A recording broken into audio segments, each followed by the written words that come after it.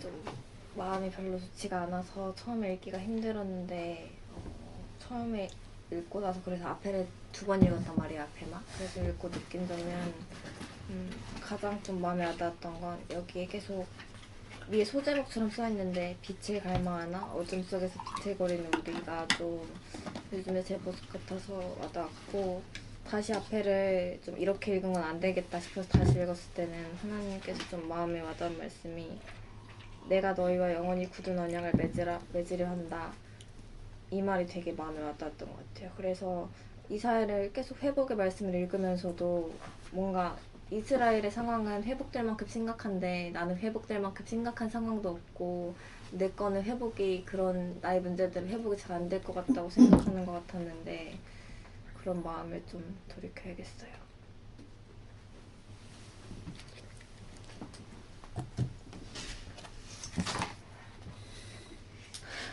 저는 14장에 나의 사랑은 요새 뭔가 되게 하나님이 잘 느껴지지 않고 이렇게 원래 혼자 가는 길이지만 그래도 뭔가 되게 더 혼자 가는 느낌이 있었는데 말씀 읽으면서 나의 사랑은 결코 너를 떠나지 않을 것이며 나의 굳은 평화의 언약은 결코 깨지지 않을 것이기 때문이다 라는 말씀이 좀 왜 혼자 가는 느낌이 들어?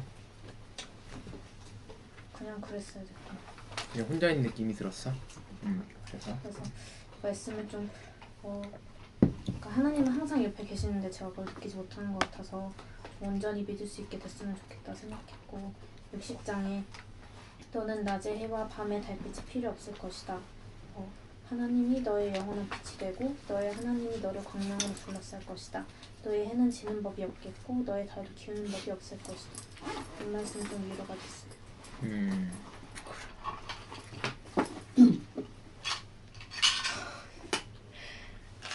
듣고 드세요.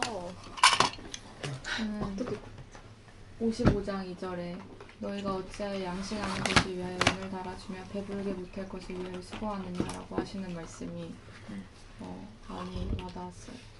저한테 진짜 중요한 것도 아닌 것들이 내 마음에 너무 큰 부분을 차지하고 있어서 정작 중요한 하나님이나 다른 것들을 못 보게 하는 것 같아서 그랬고, 60장 19절에 다시는 낮에 해가 네 빛이 되지 아니하며 달도 내게 빛을 비추지 않을 것이요 오직 여호와가 내게 영영한 빛이 되며 내 하나님이 내 영광이 되리니, 이 말씀처럼 살고 싶다는 생각을 했어요. 그렇게 살길 바래. 저번에는 여러 군데가 있었는데 뭐 말 써놓은 게 한 군데밖에 없어서 그 56장 거의 끝에 보면은 흉포한 짐승들을 거기부터 보면은 그 사람이 딱 지금 기독교 같다고 생각을 했어요. 왜? 지금 완전 개판이잖아요. 다 드러나서 어디 나가서 기독교라고 하기도 부끄러울 정도로. 그거 교회 아니야. 근데 사람들은 다 똑같이 보잖아요. 다른 교회 다닌다고요. 교회 아니라고 얘기하죠. 거기 교회 아니에요 이렇게 얘기해. 기업이에요, 기업. 네, 그렇게 느껴졌어요.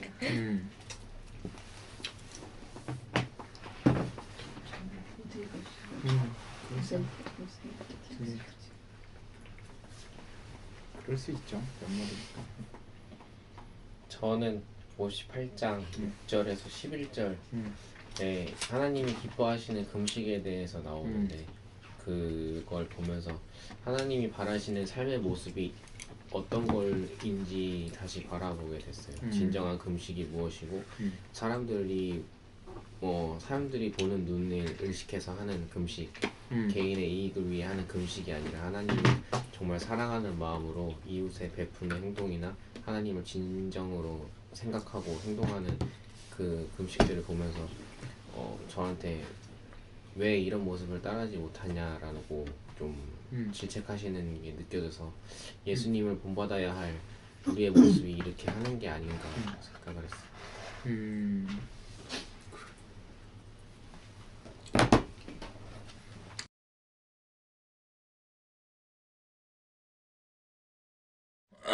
암이라는 병에 걸리고 수술을 하고 항암을 하는 과정에서 깨닫는 것이 많이 있습니다. 멀리 있는 줄 알았던 삶의 끝을 가까이에서 느끼기 때문인 것 같습니다. 제 삶의 시작과 끝이 있다는 것을 마음속 깊숙한 곳에서부터 인지하기 시작한 순간이 있습니다. 암에 걸렸다는 이야기를 의사로부터 처음 들었을 때입니다. 시작과 끝이 삶에 있다. 그렇다면 지금 나는 어디쯤에 있는 거지? 무엇을 하고 있지? 나는 누구지? 끝에는 뭐가 있지? 제 삶의 근본적인 질문들이 던져졌습니다.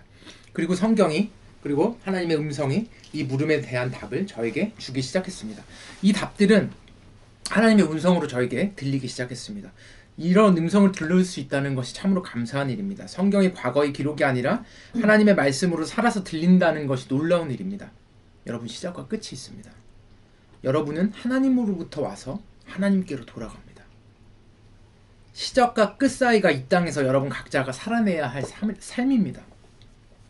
이 땅에서의 삶은 예수 그리스도를 통해서 하나님께 가까이 나아가야 합니다. 이 땅에서의 삶은 예수 그리스도를 통해서 하나님께 가까이 나아가는 일입니다. 성령으로 인해 하나님께 계속해서 나갈 수 있는 힘을 얻게 됩니다. 정리하면 하나님으로부터 와서 예수 그리스도를 통해서 성령으로 인해 다시 하나님께로 돌아가는 것, 이게 성경에서 이야기하는 삼위일체 하나님입니다. 그리고 복음의 핵심입니다. 이 땅에서 예수 그리스도를 통해 성령으로 인해 주어지는 것이 믿음입니다. 다시 이 땅에서 예수 그리스도를 통해서, 예수 그리스도를 믿는 그 믿음을 통해서 내 안에 성령이 충만해지면서 생기는 것이 믿음입니다. 저와 여러분이 믿는 믿음은 예수 그리스도를 통해서만 주어집니다. 성령으로 인해서만 충만해질 수 있습니다. 그 이외에 다른 것들로 채울 수가 없는 영역입니다. 2018년에 대한민국을 살아가는 저와 여러분에게 이 믿음은 무엇입니까? 제가 암에 걸리기 전까지 믿음은 지키는 것이라고 생각했었습니다. 세상의 유혹과 가치관으로부터 성경의 가치관, 하나님이 말씀하신 그 가치관을 지켜내는 것, 내 믿음이 세상에 빼앗기지 않도록 지켜내는 것이라고 생각했습니다. 믿음이 지키는 것이라고 생각하니까 소극적이고 수동적일 수밖에 없습니다. 내가 실수하는 건 아닐까? 내가 하나님을 떠나는 건 아닐까? 저 친구가 믿음이 사라지는 것처럼 내 믿음도 저 목사님처럼 내가 똑같아지는 거 아닐까? 랍사기가 마음에 들어오면 내 믿음 다 버리는 거 아닌가? 그런 물음이 생겼을 때 내가 어떻게 소극적이 됩니다. 이런 생각을 하게 됩니다. 그런데 암에 걸리고 하나님께서 마음속 깊은 곳에서부터 깨닫게 하신 것이 있습니다. 그것은 믿음은 지키는 것이 아니라는 겁니다. 구약과 신약의 차이는 예수 그리스도입니다. 예수 그리스도께서 전해주신 복음은 이전의 선지자들이나 이전에 예언자들이 전해줬었던 메시지와는 근본적으로 다릅니다. 다른 거 다 똑같아. 구약에서는 믿음을 지키려고 했습니다. 율법이 주어졌기 때문입니다. 그리고 그 율법을 부단히 지키려고 노력을 했습니다. 삶이 다양해지면 더 많은 상황들이 발생하기 때문에 더 많은 율법들이 필요합니다. 왜냐하면 법을 지켜야 되니까 아주 세부적인 법들이 필요합니다. 세상이 변하면서 변해야 할 율법들도 생기게 됩니다. 법이라는 게 그렇잖아. 어떻게 고정적일 수가 없으니까. 이 율법을 지키지 못하면 믿음을 지키지 못하는 것이 됩니다. 그리고 이 율법을 만들어내는 사람들은 흔히 얘기하는 서기관이나 어떤 종교적 그 신념을 가지고 있는 그 종교적 엘리트들입니다. 다 마신다. 종교적 엘리트들이 그 헤게모니를 사줄게. 그 헤게모니를 쥐고 있습니다. 무슨 얘기 이해되지? 그러면 세상이 변하면 가치관이 변하기 때문에 이 시대 정신에 따라서 법들이 변하게 됩니다. 율법도 마찬가지입니다. 그리고 이 율법을 지키지 못하면 믿음을 지키지 못하는 것이 됩니다. 그래서 부조리들이 생기게 됩니다. 그래서 이스라엘 애들이 부단히 하나님 앞에 11조를 하고 하나님 앞에 예배를 하기 시작합니다. 율법적인 믿음은 지키는 믿음입니다. 지키려고 하죠. 결국에는 믿음을 지키려다가 믿음을 다 잃어버리게 됩니다. 이스라엘이 그랬고 유다가 그랬고 바리새인들이 그렇게 됐습니다. 믿음을 지키는 것이라고 생각하면 저와 여러분도 언젠가 바리새인이 되고 사두개인이 되고 말 겁니다. 믿음을 지키려고 엄청나게 노력하지만 11조 하려고 밀리석을 다 털어가지고 그거 다 세가지고 10분의 1을 하나님 앞에 드렸던 애들이라고. 뭔 얘기인지 이해돼? 내 시간이 주어지면 그걸 10분의 1을 계산해가지고 하나님 앞에 드렸다고. 내 수면 시간을 계산해서. 미친놈들이지. 한국교회가 왜 이렇게 됐는지 아십니까? 민선이가 얘기하는 것처럼 믿음을 지키는 것이라고 생각하는 구약의 믿음으로 돌아갔기 때문에 그렇습니다. 경건의 습관을 몸에 배도록 하는 것이 저희에게 원하는 하나님의 두 번째 걸음입니다. 이 두 번째 걸음에서 제일 중요한 것이 있습니다. 경건의 습관을 지켜내려고 하면 안 된다는 사실입니다. 그거 성경 보지 말고 나를 봐. 성경을 안 읽으면 내 믿음이 뒤처질까봐, 기도를 하지 않으면 죄 짓는 것 같아서, 영성 일기를 쓰지 않으면 혼날 것 같아서 해서는 안 된다는 말입니다. 이런 생각으로. 경건의 습관 또한 믿음처럼 지켜내는 것이 아닙니다. 예수님께서 이 땅에 오셔서 전한 메시지는 하나님 나라였습니다. 하나님 나라는 예수 그리스도를 통해서 주어집니다. 예수 그리스도를 주님으로 마음에 모시면 주어집니다. 예수님은 이 하나님 나라를 알려주셨습니다. 그리고 이 하나님 나라를 이 땅에서 누리라고 말씀하셨습니다. 하나님 나라가 죽어서 가는 나라가 아니라는 말입니다. 하나님 나라는 이 땅에서 예수 그리스도를 통해서 주어지고 성령님으로 인해서 누리게 되는 나라입니다. 예수님께서 하나님 나라에 대해서 전한 메시지는 예수님의 삶을 통해서 선포됩니다. 예수님이 이 땅에서 몇 명의 제자들과 삶을 나누었습니까? 몇 명의 제자들과 나눴어? 12명입니다. 대충 그게 전부입니다. 물론 예수님을 쫓는 수천 명의 무리들이 있었습니다. 병든 자, 약한 자, 눌린 자, 억울한 자들이 늘 예수님을 따라다녔습니다. 예수님은 그 당시 슈퍼스타였으니까. 그러나 예수님께서 삶을 나누고 소통하는 것은 12명입니다. 하나님 나라가 어디에 있습니까? 그 수천 명 병을 고쳐주고 이런데 하나님 나라가 있습니까? 아닙니다. 예수님과 제자들하고의 관계, 병 고침을 받은 그 사람들하고의 관계에 있었습니다. 예수님은 이 하나님 나라에 관한 메시지를 전달하셨습니다. 그리고 12명의 제자들과 함께 이걸 누렸습니다. 물론 제자들은, 그리고 병 고침을 받은 그 사람들은 이 하나님 나라를 깨닫지 못합니다. 이건 나중에 얘기해 줄게. 깨닫지 못합니다. 예수님만 이게 하나님 나라인 걸 알아요. 믿음은 지키는 것이 아닙니다. 여러분, 누리는 겁니다. 하나님 나라를 지키는 것이 아닙니다. 하나님 나라를 누리는 일입니다. 경건의 습관을 지키는 것이 아니라 경건의 습관을 통해서 하나님 나라를 누리는 것입니다. 그런데 왜 이 믿음을 누리지 못합니까? 왜 하나님 나라를 누리지 못합니까? 하나님을 모르기 때문입니다. 하나님의 이름은 알지만 하나님이 어떤 분이신지, 어떤 속성을 가지신 분인지 모르기 때문에 그렇습니다. 그러니 하나님의 마음을 오해하게 됩니다. 구약과 신약의 선지자들을 통해서 주어지는 대부분의 말씀이 하나님을 네 온 힘을 다해서 알도록 하라고 애쓰라는 말씀입니다. 하나님을 알아야 믿음을 누리고 하나님 나라를 이 땅에서 누릴 수 있기 때문에 그렇게 예언자들과 선지자들을 보내서 하나님께서 말씀하신 겁니다. 오늘 이사야서는 말합니다. 이사야서 59장 1절에서 2절. 너는 그걸로 찾아라. 핸드폰을 찾아야 된다. 이사야서 59장 1절에서 2절. 제가 읽을게요. 주님의 손이 짧아서 구원하지 못하시는 것도 아니고 주님의 귀가 어두워서 듣지 못하시는 것도 아니다. 오직 너희 죄악이 너희와 너희의 하나님 사이를 갈라놓았고 너희의 죄 때문에 주님께서 너희에게 얼굴을 돌리셔서 너희의 말을 듣지 않으실 뿐이다. 하나님은 저와 여러분을 구원할 능력이 있으신 분입니다. 하나님은 그런 분입니다. 그런데 죄가 이 사이에 들어와서 하나님과 유다를 갈라놓았듯이 하나님과 여러분을, 하나님과 저를, 하나님과 세상 사람들을 갈라놓았습니다. 놀랍게도 죄가 사람에게 주는 생각의 끝은 모든 사람이 동일합니다. 하나님 없이도 살 수 있어. 하나님 없이도 이 일을 할 수가 있어. 이 생각을 심어줍니다. 그러니까 하나님을 제대로 알지 못하도록 만듭니다. 이사야서 59장 8절입니다. 그래서 성경에 이렇게 이사야를 통해서 하나님께서 미리 기록해 놓으셨습니다. 그들은 안전한 길을 알지 못하며 그들이 가는 길에는 공평이 없다. 스스로 길을 굽게 만드니 그 길을 걷는 모든 사람에게 안전이 없다. 죄가 길을 알지 못하게 하고 하나님을 알지 못하게 하고 저와 여러분이 하나님과 동행하면서 걸어가야 할 그 길을 굽게 만들어버립니다. 그래서 믿음은 누리는 것이 아니라 지키는 것이라고 착각을 하도록 우리들에게 만듭니다. 우리를 그렇게 만듭니다. 지키려고 그냥. 그래서 여러분 죄에서 돌아서야 합니다. 하나님 없이도 무엇인가를 이룰 수 있다는 생각을 버리십시오. 하나님의 마음을 알아야 됩니다. 이사야서 59장 12절에서 15절입니다. 죄에서 돌이키는 기도입니다. 주님께 지은 우리의 죄가 매우 많습니다. 우리의 죄가 우리를 고발합니다. 우리가 지은 죄를 우리가 발뺌할 수 없으며 우리의 죄를 우리가 잘 압니다. 우리가 죄를 짓고 주님을 부정하였습니다. 우리의 하나님께 등을 돌리고 물러가서 포악한 말과 거역하는 말을 하면서 거짓말을 마음에 품었고 또 실제로 거짓말을 하였습니다. 그래서 공평이 뒤로 밀려나고 공의가 멀어졌으며 성실이 땅바닥에 떨어졌고 정직이 발붙이지 못합니다. 성실이 사라지니 악에서 떠난 자가 오히려 약탈을 당합니다. 주님께서 이것을 보셨다. 공평이 없는 것을 보고 슬퍼하셨다. 여러분 이렇게 회개해야 합니다. 철저하게 회개해야 됩니다. 하나님 없이도 무엇인가를 할 수 있다는 생각, 그래서 하나님을 알지 못하는 것, 이 생각은 정확하게 성경이 우리들에게 전해주는 메시지와 반대에 위치해 있습니다. 하나님이 없으면 모든 일이 멈추어져야 합니다. 여러분 개인의 일이건 공적인 일이건 멈추어져야 합니다. 하나님이 없다면. 하나님이 없으면 교회의 모든 일들이 멈추어져야 합니다. 그런데 하나님 없이도 여러분들의 삶과 교회의 일들은 계속해서 잘 흘러갑니다. 이게 죄의 무서움입니다. 여러분 큰 교회들 봐봐. 하나님 없어도 잘 돌아가. 여기서부터 모든 죄악이 시작됩니다. 여러분 삶을 들여다보세요. 하나님 없이도 막 잘 돌아가, 잘 되는 것 같아. 죄악의 시작입니다.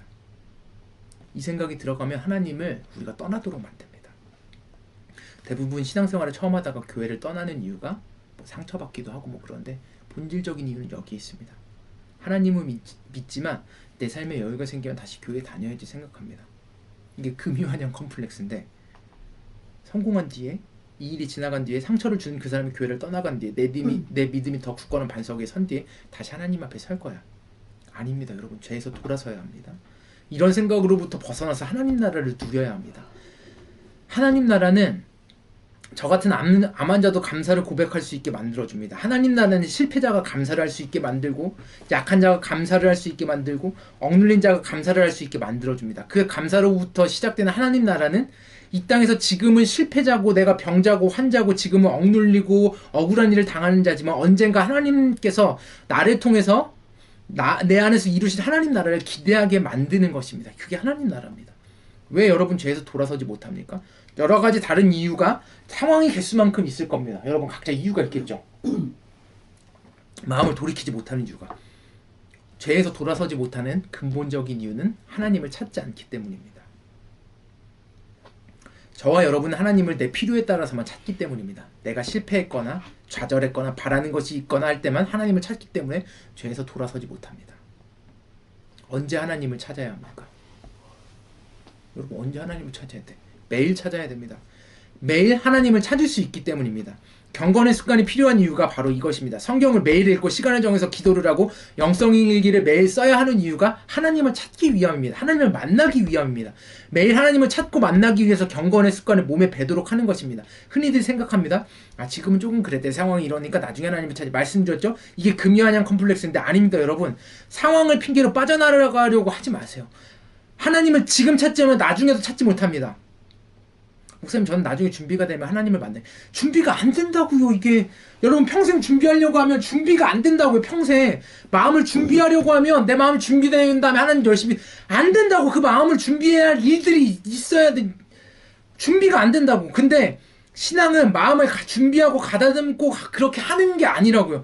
지금 당장 말씀이 여러분 마음을 때리면 회개하는 겁니다. 지금 당장 하나님을 만나기로 결정하는 거라고요. 지금. 히브리어 동사에 시제가 없어요. 왜 그런 언어로 하나님께서 하나님의 말씀을 주셨을까요? 하나님을 만나는데 시제가 없단 말이에요. 지금만 있어요. 지금만. 성경에 기록되어 있잖아요. 이사야서 55장 6절입니다. 너희는 만날 수 있을 때에 주님을 찾아라. 너희는 가까이 계실 때에 주님을 불러라. 이거 이사야서가 전하는 아주 중요한 메시지입니다. 55장 8절. 나의 생각은 너희의 생각과 다르며 너희의 길은 나의 길과 다르다. 주님께서 하신 말씀이다. 이사야서 55장 1절. 너희 모든 목마른 사람들아 어서 물로 나오너라. 돈이 없는 사람들은 오너라. 너희는 와서 사서 먹되 돈도 내지 말고 값도 지불하지 말고 포도주와 저주에 사거라. 여러분과 하나님의 생각이 이렇게 다릅니다. 여러분은 나중을 말하지만 하나님은 지금을 말씀하시기 때문에 그렇습니다. 여러분은 하나님을 만나는데 어떤 조건이 있어야 된다고 생각하지만 하나님은 목마른 사람도 돈 없는 사람도 모든 조건과 상관없이 지금 부릅니다. 지금 부른다고. 이 부름에 바로 지금 응답하는 사람이 하나님 나라를 누리게 되는 겁니다. 지금. 이 부르심에 여러분 바로 응답하세요. 지금이요. 지금. 여러분 이게 정말 영적인 일입니다. 제가 목회를 하면서 이제 많이 보게 되는데 너한테 임한 뜻은 이런 거야. 하나님의 뜻은 이런 거야. 지금 네가 해야 될 일은 이런 거야. 이렇게 말하면 못 돌아섭니다. 절대 못 돌아서. 네. 맞아요. 목사님 말씀하죠. 제가 이거 해야 돼요. 여기까지는 괜찮아. 근데 간혹 가다가 진짜로 심각한 문제들은 그렇게 얘기해주면 저 그런 거 아닌데요? 저 그렇지 않은데요? 이 사실 죄에 대해서 자기 죄에 대해서 완고하고 더욱 완고해져서 부정하게 됩니다. 이거 못 들어서는 사람들이 있거든요. 우리 교회에 떠난 사람들이 이거 못 들어서서 다 떠난 거야. 여러분 지금 하나님께서 여러분에게 말씀하십니다. 돌아서라고. 그 죄로부터, 그 생각으로부터 돌아서라고 말씀하십니다. 그리고 하나님께 지금 응답하세요. 돌아서겠다고 하나님 내 마음을 돌이킵니다. 입술로 고백하시고 그 마음을 고백하세요. 예수 그리스도가 내 마음의 주인이라고. 예수님 제발 내 마음의 한가운데로 오셔서 이 어지러운 내 마음을 만져달라고 여러분 기도하세요. 하나님만 섬기겠습니다. 고백하세요. 그러면 하나님 나라가 여러분 가운데 임하기 시작합니다. 그리고 그 하나님 나라를 제발 누리라고요. 지키는 게 아니라. 그 하나님 나라가 내 마음 가운데서 사라질까 전전긍긍 지키려 하지 말고 지금 살아계신 예수님을 만나라고요. 하나님 나라는 지키는 게 아니라 누리는 것입니다. 이사야서 59장 21절입니다. 주님께서 말씀하신다. 내가 그들과 맺은 나의 언약은 이러하다. 너의 위에 있는 나의 영과 너의 입에 담긴 나의 말이 이제부터 영원토록 너의 입과 너의 자손의 입과 또 그 자손의 입에서 떠나지 않을 것이다. 주님께서 하신 말씀입니다. 죄에서 돌아서면 이 말씀처럼 여기까지 그렇죠. 여러분 죄에서 돌아서면 이 말씀처럼 하나님 말씀이 넘쳐납니다. 여러분의 자녀에서 자녀로 그 다음 자녀에서 자녀로 여러분 하나님의 말씀이 넘쳐난다고요. 이렇게 여러분 입에서 하나님의 말씀이 넘쳐나길 바랍니다. 하나님 나라를 누리는 사람에겐 이 하나님의 말씀이 멈추어지지 않습니다. 하나님 나라를 누리는 사람에게 영광의 빛이 떠오릅니다. 이사야서 60장 1절입니다. 찾아. 다. 이사야서 우리 듣지 말고 찾아야지 들려. 그냥 듣는 거 아니야. 상관없으면 찾아. 이사야서 60장 1절.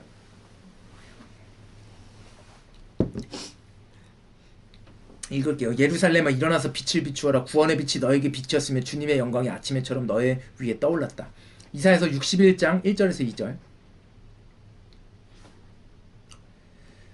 61장 1절에서 2절. 주님께서 나에게 기름을 부으시니 주 하나님의 영이 나에게 임하셨다. 주님께서 나를 보내셔서 가난한 사람들에게 기쁜 소식을 전하고 상한 마음을 싸매어주고 포로에게 자유를 선포하고 갇힌 사람에게 석방을 선언하고 주님의 은혜의 해와 우리 하나님의 보복의 날을 선언하고 모든 슬퍼하는 사람들을 위로하게 하셨다. 하나님 나라를 누리는 사람은 결국 여러분 삶을 통해서 하나님 나라를 전하게 됩니다. 하나님 나라는 관계를 통해서 임하기 때문입니다. 하나님 나라는 먼저 여러분 마음에 임하게 됩니다. 예수님을 찾으며. 어떻게 임하게 됩니까?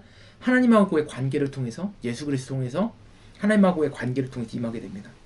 삼위일체 하나님과의 관계를 통해서 임하게 됩니다. 이 하나님 나라가 어떻게 확장됩니까? 내 옆에 있는 사람과의 소통을 통해서 확장됩니다. 이게 중요해. 내 마음에 하나님 나라가 있으면 내 옆에 사람들과 함께 시간을 보내는데, 사랑하는 사람들과 함께 시간을 보내 이 시간들을 통해서 확장이 됩니다. 여러분 잘 봐. 잘 들어. 이거 설교 말씀 안 좋은 건데 이거 잘 들어. 야, 너희들 이제 직업을 다 갖기 시작하지. 직업을 갖게 될 거야. 공부 열심히 하라고 그러니까 이번에 붙어야 되니까 너. 핸드폰 바꿀 거 지금 신경을 쓸 때가 아니라고. 제발 좀 정신들 멍텅구리 방금 멍텅 정신들을 좀 차리라고 좀.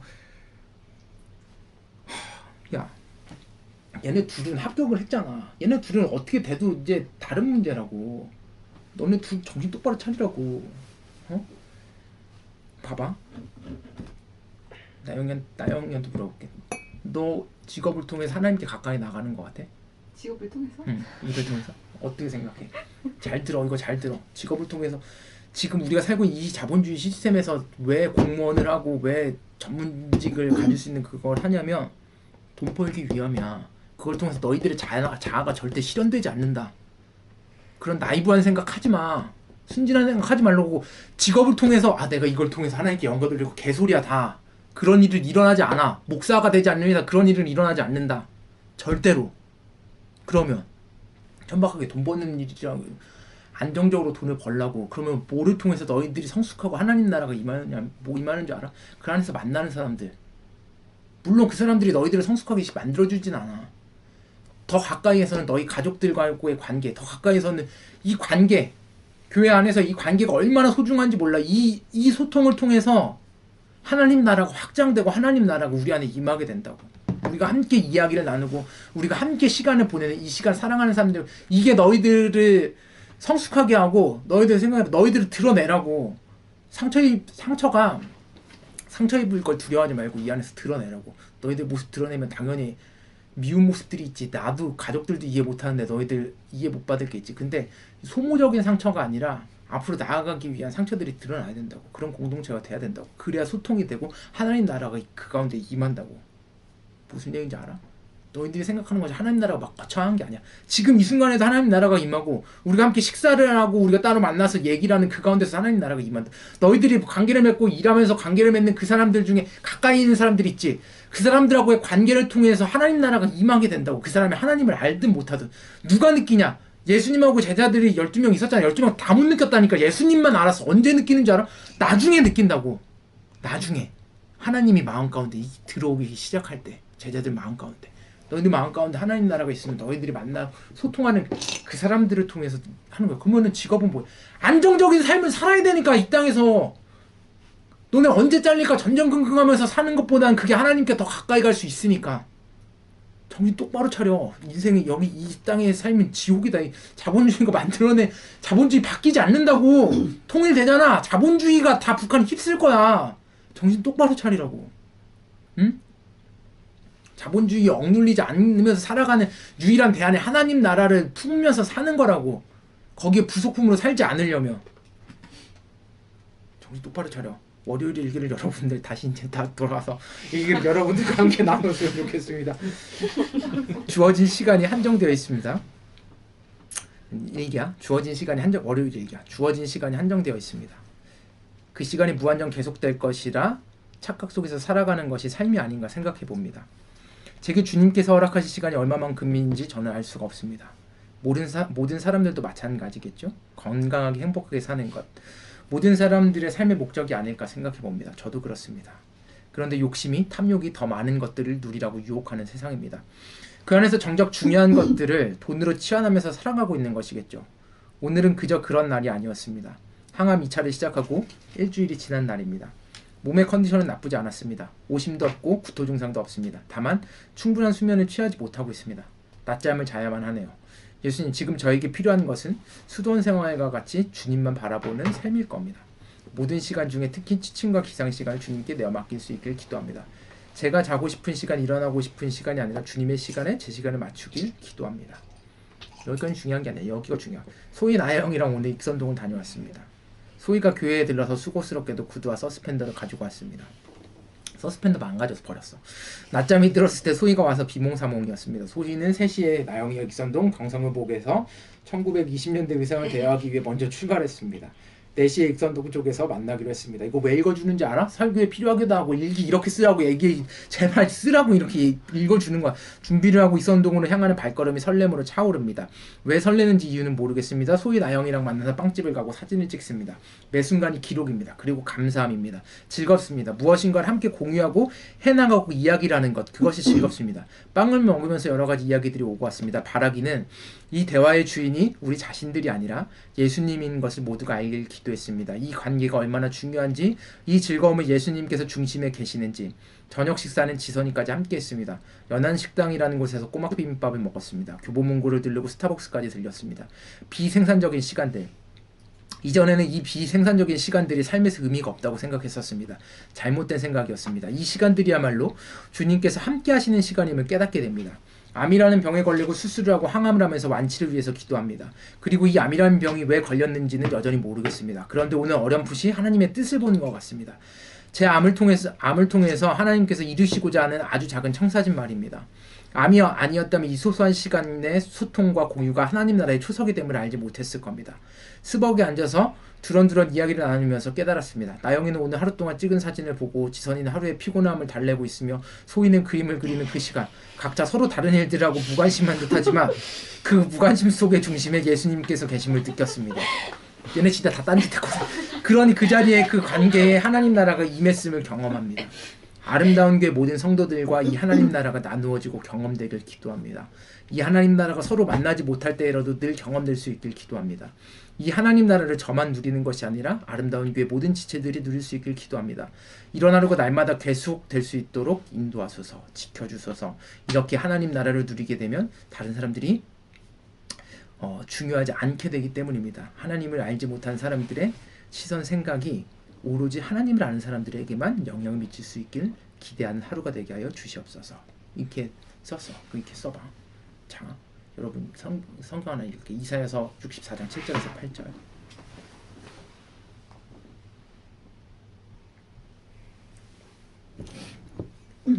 아무도 주님의 이름을 부르지 않습니다. 주님을 굳게 의지하려고 분발하는 사람도 없습니다. 놀랍지 않니? 이런 말씀을 읽으면 소름 끼쳐. 그러기에 주님이 우리에게서 얼굴을 숨기셨으며 우리의 죄악 탓으로 우리를 소멸시키셨습니다. 그러나 주님은 우리의 아버지이십니다. 우리는 진흙이요 주님은 우리를 빚으신 토기장이입니다. 우리 모두가 주님이 손수 지으신 피조물입니다. 이런 말씀이 놀랍지 않니? 여러분, 주님을 찾는 사람이 없어도 하나님을 누리는 사람은 하나님이 하나님 되심을 알게 됩니다. 바로 이렇게 하나님 나라를 누리는 사람들에게 주어지는 것이 이사야서에서 얘기하는 새하늘과 새 땅입니다. 이 하나님 나라를 누리는 사람들이 남은 자들입니다. 여러분, 이사야서 65장 17절입니다. 이사야서에서 가장 중요한 핵심이 새하늘 새 땅 이건데, 보아라 내가 새하늘과 새 땅을 창조할 것이니 이전 것들은 기억되거나 마음에 떠오르지 않거나 하지 않을 것이다. 새하늘과 새 땅이 하나님 나라야. 바로 이렇게 하나님 나라를 누리는 사람들에게 하나님의 약속이 주어지는 겁니다. 이사야서 54장 9절에서 10절.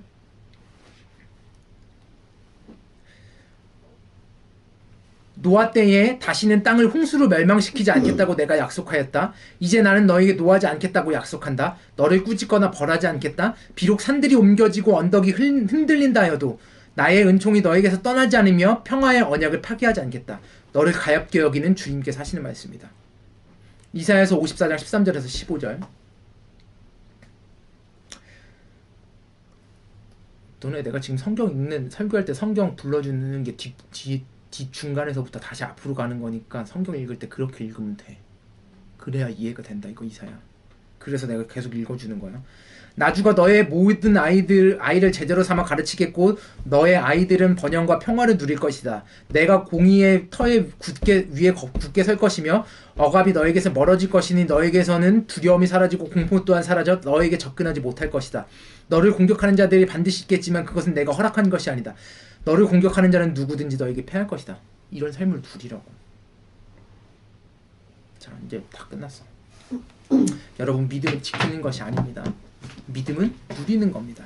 하나님 나라는 여러분 마음속에만 머무르는 것이 아닙니다. 하나님 나라를 여러분 누리십시오. 이 하나님 나라는 여러분이 하는 모든 고민들 가운데 하나님을 초청하는 것으로부터 시작됩니다. 믿음의 공동체와 함께 고민과 기쁨을 나누는 것으로부터 시작됩니다. 하나님 나라가 관계 가운데 있기 때문입니다. 먼저는 여러분과 하나님의 관계가 회복되도록 예수 그리스도를 여러분 마음 가운데 초청하십시오. 그 다음은 저와 여러분이 만나서 나누는 시덥지 않은 대화에서부터 함께 시간을 보내는 그 시간, 하나님에 관한 이야기를 나누는 그 모든 대화와 만남 가운데 있습니다. 이 하나님 나라를 저와 여러분이 누릴 수 있길 기도합니다. 찬양합시다.